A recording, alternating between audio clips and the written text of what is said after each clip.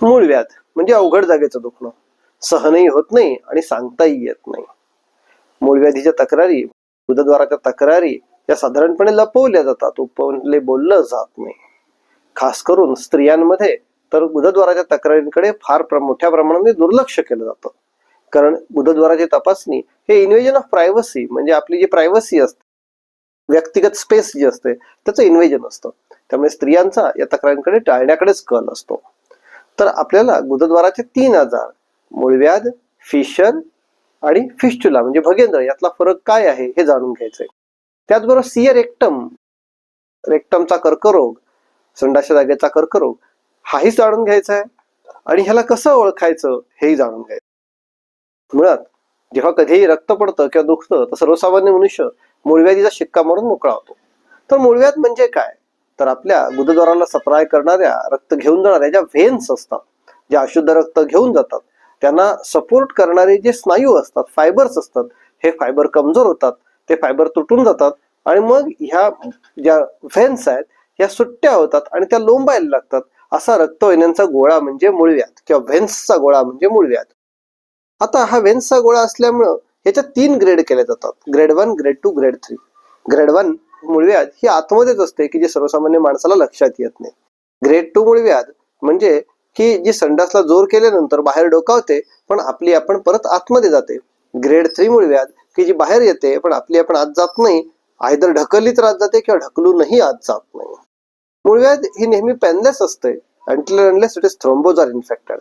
ती इन्फेक्ट झाली किंवा त्याच्यामध्ये जर ब्लड क्लॉट अडकला तरच मूळव्याधीमध्ये वेदना होतात, पण सर्वसामान्यपणे मूळव्याध ही पेनलेस असते. त्यामुळे मूळव्याध आणि फिशर याच्यामध्ये फरक करणं खूप सोपं आहे. फिशर म्हणजे काय, साधारणपणे आपल्या संडासची जागा आपल्या ओठांसारखी असते. थंडीच्या दिवसात आपल्याला एखाद्या ओठाला कात्रा पडतो, कधीतरी जागरण होतं, पाणी कमी जातं आणि संडासला कडक होतं आणि अशा वेळी संडासच्या जागेला कात्रा पडतो. कात्रा म्हणजे एक क्रॅक किंवा जखम तयार होते.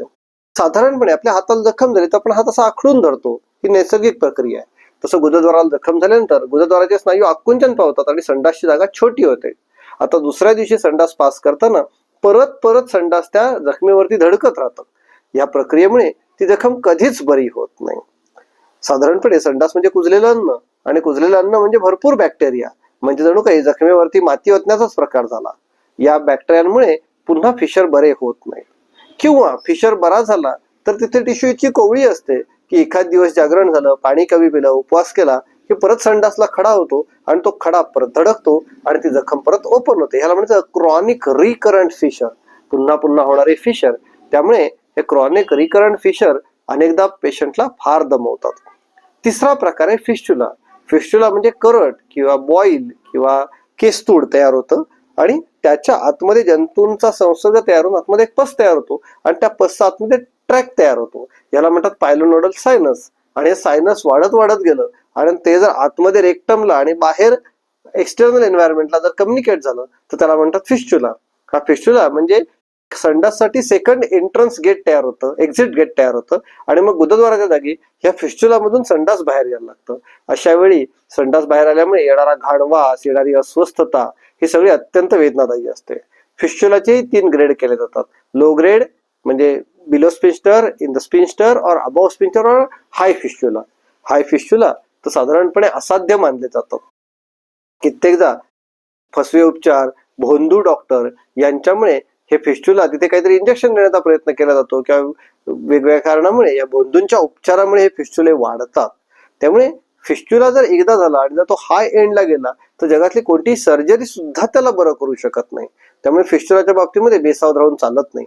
साधारणपणे ठसठसणारी जखम म्हणजे बॉईल किंवा करट ही दुर्लक्ष करण्यासारखी गोष्ट नाही. स्टिरॉइड्स घेत असतील, संधिवात असेल किंवा मधुमेह असेल किंवा HIV असेल, तशा इम्युनो कॉम्प्रोमाइज पर्सन मध्ये फिस्टुलाचं प्रमाण खूप जास्त दिसून येतं. साधारणपणे आपलं जे टॉयलेट ट्रेनिंग आहे म्हणजे संडासच्या सवयी आहेत, संडासला जोर करण्याचा जो प्रकार, कारण आपण कच्चं कमी खातो, सगळं शिजवलेलं खातो. त्याचबरोबर आपलं आतडं जर काढून ताणलं तर ते खूप लांब आहे आणि ते छोट्याशा जागेत घडी घालून ठेवलेलं आहे. त्यामुळे संडास पुढे ढकलणारा फोर्स वीक असतो. म्हणून असं म्हणतात when you move your bowels move, त्यामुळे ज्यांची बैठी जीवनशैली आहे ते जर व्यायाम करत नसतील, कार्डिओ व्यायाम, डान्स, झुंबा, सायकलिंग, स्विमिंग असे प्रकार जर करत नसतील तर त्यांना साधारणपणे बद्धकोष्ठाचा त्रास होतो आणि मग जोर करून करून करून तिथले स्नायू झिजतात आणि मूळव्याध तयार होते. आता ही मूळव्याध, फिस्टुला आणि फिशर यांना कॅन्सर बरोबर ती कसं डिफरन्शिएट करायचं, तर ते साधारणपणे पेशंट हे करू शकत नाही. ते काम डॉक्टरांचं असतं. सगळ्यात पहिलं म्हणजे डॉक्टर जेव्हा बोटाने संडासच्या जागेची तपासणी करतात, ज्याला PR पर रेक्टल एक्झामिनेशन असं म्हणतात, त्यामध्ये मूळव्याध हाताला लागत नाही. पण जर कॅन्सर असेल तर तो दगडाप्रमाणे कडक लागतो. म्हणजे जर मूळव्याधीचा संशय असेल तर हातावर हात धरून न बसता गुदद्वाराची तपासणी करून घेणं अत्यंत आवश्यक आहे, कारण कॅन्सर मिस आउट होण्याची अत्यंत जास्त शक्यता असते. खास करून स्त्रियांच्या बाबतीमध्ये तर ही शक्यता खूप वाढते, कारण स्त्रिया साधारणपणे संडास जागेची तपासणी करायला इच्छुक नसतात.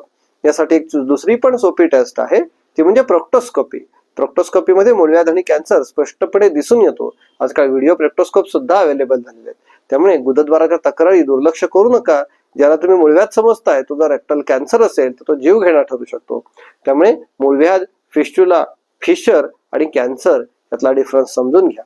होमिओपॅथीमध्ये या आजारांसाठी अनेक चांगली चांगली औषधं उपलब्ध आहेत. हे आजार सहन करत, सांगताही येत नाही आणि सहनही होत नाही असं जीवन जगण्यामध्ये काहीच अर्थ नाही.